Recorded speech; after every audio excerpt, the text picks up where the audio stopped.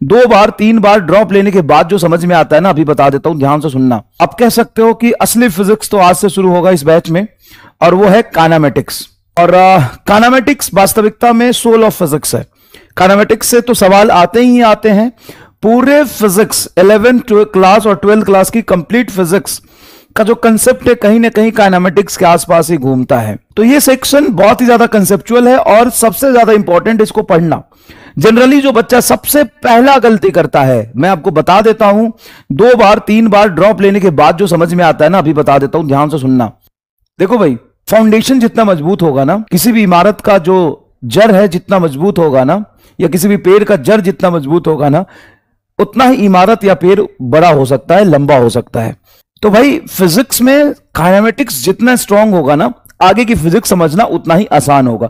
नहीं तो ग्रेविटेशन के 2 फॉर्मूले रट के सवाल लगा लेना अलग चीज है, और फिजिक्स को कंसेप्चुअली समझ के सारे सवाल आसानी से लगा लेना अलग चीज है। तो आप पूरा फिजिक्स आसानी से नहीं समझ पाएंगे, नहीं सीख पाएंगे, अगर आप काइनेमेटिक्स ढंग से नहीं पढ़ते हैं तो। क्लियर है? अगर आप काइनेमेटिक्स ढंग से नहीं पढ़ते हैं तो आप आगे के जर्नी को भूल जाइए भाई, आगे के जर्नी को भूल जाइए। आपके बस का नहीं आगे का जर्नी। 2-4 सवाल रट के, 2-4 फॉर्मूला रट के आगे बढ़ जाना इंपॉर्टेंट नहीं है। आप नहीं पढ़ सकते हैं इलेक्ट्रोस्टैट। इलेक्ट्रोस्टैट में चार्ज पार्टिकल मूव करता है, उसमें डिस्टेंस डिस्प्लेसमेंट देखना होता है। मैग्नेटिक फील्ड में मोशन ऑफ चार्ज पार्टिकल पढ़ना होता है। वर्क एनर्जी पावर में डिस्टेंस डिस्प्लेसमेंट निकालना होता है। Work is equal to force dot displacement. उस डिस्प्लेसमेंट का अगर फील ही नहीं तो वर्क डन नहीं निकाल पाओगे जीवन में कभी। काइनेटिक एनर्जी का फील्ड में वेलोस्पीड आता है, स्पीड नहीं पता, एक्सीलरेशन नहीं पता, तो आप पूरा फिजिक्स वेस्ट हो जाएगा आपका। तो इंपॉर्टेंट ये नहीं है कि काइनेमेट, बच्चा कहता है कि सर इंपॉर्टेंट चैप्टर बता दो जिससे सवाल आते हैं। हाँ, सवाल तो आते हैं इलेक्ट्रोस्टैट से, सवाल तो आते हैं वर्क एनर्जी पावर से। कर लेगा क्या?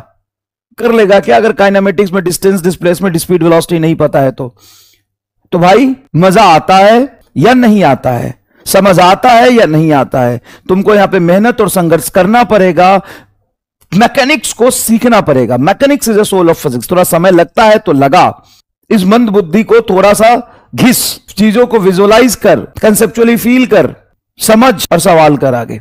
समझ गया? बाकी यहां से फिजिक्स की असली जर्नी स्टार्ट होती है। बहुत सारे बच्चे ऐसे कहेंगे कि सर हमारा बैकलॉग है, अगर यूनिट एंड डायमेंशन का या बेसिक मैथ का या वेक्टर का तो हम आगे पढ़ें, या आज ही हमने एडमिशन लिया तो हम क्या करें। तो ध्यान से सुनना, बहुत सिंपल सी बात बता रहा हूं, ध्यान से सुनना। देख भाई, अगर मैं फिजिक्स की बात करूं तो असली में फिजिक्स तो यहीं से शुरू होता है, काइनेमेटिक्स से। काइनेमेटिक्स में स्पेशली आज हम motion in a straight line 1D motion शुरू करेंगे।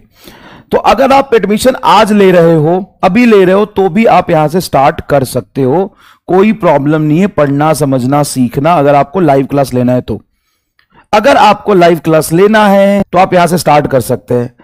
अदरवाइज अगर आप रिकॉर्डेड में सही चल रहा है, समझ रहे हैं, सवाल लगा पा रहे हैं, सब ठीक चल रहा है, तो रिकॉर्डेड चलते रहिए। जो भी है रिकॉर्डेड चलते रहिए। रिकॉर्डेड चलते रहने में कोई प्रॉब्लम नहीं है। शायद मैंने स्पेलिंग गलत लिखा, ठीक कर लेना। रिकॉर्डेड चलते रहने में कोई प्रॉब्लम नहीं है। अगर आप लाइव क्लास लेना चाहते हैं तो आप यहां से शुरू कर सकते हैं। रिकॉर्डेड आपका चल रहा है, कंफर्टेबल है, तो आप यहां से करते रह सकते हैं। बात यहां है कि 1 चैप्टर या 2 चैप्टर का बैकलॉग है, बहुत आसान सी बात है। अगर बैकलॉग है, मैं बात अभी सिर्फ फिजिक्स की कर रहा हूं, अगर तुम्हारा 10 या 20 लेक्चर का बैकलॉग है तो बेटा एक्स्ट्रा मेहनत करना पड़ेगा, एक्स्ट्रा एफर्ट लगाना पड़ेगा। आप हर रोज 1 लेक्चर या अल्टरनेट डे 1 लेक्चर करो एक्स्ट्रा, अल्टरनेट डे। अगर आपका मान लो, मैं मैक्सिमम मान सकता हूं 2 चैप्टर, या तुम्हारा 3 ही चैप्टर का बैकलॉग है, तो 3 चैप्टर 22-23 लेक्चर, 25-26 लेक्चर है ना, 25-26 लेक्चर है। तो 25-26 लेक्चर को कवर करने में तुमको 52 दिन लगेंगे, मतलब लगभग 1.5 से 2 महीना लगेगा। कोई दिक्कत नहीं है। 1 मंथ में तुम 2 मंथ लगेंगे तुम्हें, लेकिन तुम अल्टरनेट डे 1 एक्स्ट्रा लेक्चर देख रहे हो, एक्स्ट्रा काम कर रहे हो। कभी तुम संडे सैटरडे को 2 लेक्चर या 3 लेक्चर देख लो तो 1 ही मंथ में खत्म हो जाएगा, 1 मंथ में खत्म हो जाएगा। You can continue from kinematics 1D। इसमें छोटे छोटे ट्रिगोनोमेट्री, छोटे छोटे ग्राफ का यूज होगा, वेक्टर का यूज होगा, इतना तुम जानते होगे, ठीक है। अगर नहीं रिकॉर्डेड लेक्चर तुम्हारा सही चल रहा है तो यहां से चलते रहो, कोई दिक्कत नहीं है। बेटा ध्यान से सुनना, देखो 11th क्लास का फिजिक्स 2 पार्ट में डिवाइडेड है। ये सारी बातें आपको पता है, लेकिन फिर भी मन में कंफ्यूजन रह जाता है, मन में थोड़ा सा कंसेप्ट क्लियर नहीं होता, जिससे बच्चे कंफ्यूज रहते हैं कि पढ़ना कैसे है। तो बेटा ये मैं इसलिए बता रहा हूं कि सिलेबस क्या क्या है, कि आपको यह समझ में आए कि पढ़ना क्या है, उसमें आपके दिमाग में कोई कंफ्यूजन ना रहे। ठीक है, कोई कंफ्यूजन ना रहे। तो ध्यान से देखिए, मैकेनिक्स 1 और मैकेनिक्स 2 दो पार्ट है फिजिक्स के। 11th क्लास के फिजिक्स के मैकेनिक्स 1 मैकेनिक्स 2 दो पार्ट है। मैकेनिक्स 1 में आता है काइनेमेटिक्स 1D 2D, बड़ा सेक्शन है। उसके बाद आता है बाय dynamics NLM, work energy power and rotation. ये बेटा काइनेमेटिक्स 1 है। काइनेमेटिक्स 1 में बेटा फॉर्मूले होते हैं कम, लेकिन क्वेश्चन में है दम। इसको पढ़ने का अप्रोच कभी भी ऐसा नहीं हो सकता कि आप फॉर्मूला रट के सवाल सॉल्व कर ले। याद रखिएगा, आप रोटेशन को या लॉज ऑफ मोशन में, या आप ये तो बताइए ना काइनेमेटिक्स में कितने फॉर्मूले हैं?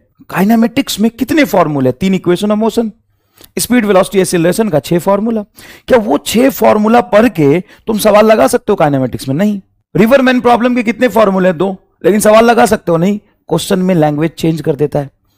रोटेशन के कितने फॉर्मूले? एक टॉर्क का फॉर्मूला, एक मोमेंट ऑफ इनर्शिया का फॉर्मूला और एंगुलर मोमेंटम का फॉर्मूला। लगा लो सवाल। नहीं लगेगा सवाल। समझ रहे हो मैं क्या कह रहा हूं? ये ऐसा पार्ट है फिजिक्स का जो हाईली हाईली हाईली कंसेप्चुअल है। आपको ढंग से समझना पड़ेगा सिचुएशन को, आपको दिमाग लगाना पड़ेगा। हर सवाल अलग तरीके से फॉर्मूला का एप्लीकेशन डिमांड करता है। इसमें आपको प्रैक्टिस ज्यादा करना पड़ेगा। ध्यान से समझ लीजिए, फॉर्मूला नहीं है इसमें, फॉर्मूला बहुत कम है, लेकिन हर सवाल में दम है। ये प्योर कंसेप्चुअल है। लेकिन वही बात करें अगर मैकेनिक्स 2 की, gravitation, solid, fluid, thermal properties of matter, thermodynamics, SHM, wave, इसमें questions are direct from formula. अगर आप ग्रेविटेशन की बात करोगे बेटा, 3 से मैक्सिमम 4 लेक्चर का ये चैप्टर होता है। मैक्सिमम से मैक्सिमम 7-8 पेज में खत्म हो जाता है थ्योरी इसकी। अगर देखेंगे आप एनसीईआरटी में भी गिन के इसमें 40 फॉर्मूला है। तो भाई ग्रेविटेशन में अगर आपको फॉर्मूला याद है सवाल होगा। सॉलिड में डायरेक्ट फॉर्मूला पे, ये तो और 2 पेज का चैप्टर है और इसमें ढंग से देखोगे तो 25 से ज्यादा फॉर्मूला है। Fluid, thermal properties of matter, SHM, wave, इसमें बहुत ज्यादा कंसेप्ट नहीं है, कंसेप्ट है कम, फॉर्मूला और केसेस बहुत ज्यादा है। अगर आपको सारी चीजें पता है, फॉर्मूला रट लिया, सवाल सॉल्व होगा।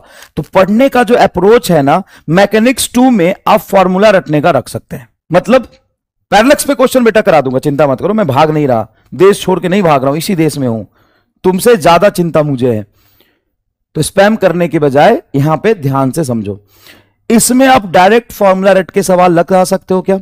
ये आप आज समझ लो ताकि आपका जीवन आगे आसान रहे। इसमें डायरेक्ट फॉर्मूला रट के सवाल लगा सकते हो और एग्जाम में आपको मैं 50 सवाल ऐसा दे दूंगा, डायरेक्ट फॉर्मूले पे क्वेश्चन है, डायरेक्ट फॉर्मूले पे क्वेश्चन है, डायरेक्ट फॉर्मूले पे क्वेश्चन है। यहां पे डायरेक्ट फॉर्मूले पे क्वेश्चन कम होते हैं, अलग अलग क्वेश्चंस पे अलग अलग तरीके से आपको सोचना होता है। दूसरी बात, mechanics is nothing but a soul of physics. जिस तरीके से किसी इंसान के लिए हाथ जरूरी है, दिमाग मतलब दिमाग होना तो जरूरी, लेकिन बिना दिमाग के भी तुम जैसे लोग होते हैं, नाक जरूरी है, आंख जरूरी है, पैर जरूरी है, लेकिन इन सब से भी ज्यादा जरूरी है कि उस शरीर में आत्मा हो। तो फिजिक्स की आत्मा होती है बेटा मैकेनिक्स, फिजिक्स की आत्मा होती है मैकेनिक्स। ठीक है, समझ गए थोड़ा बहुत अप्रोच क्या रखना है पढ़ने का?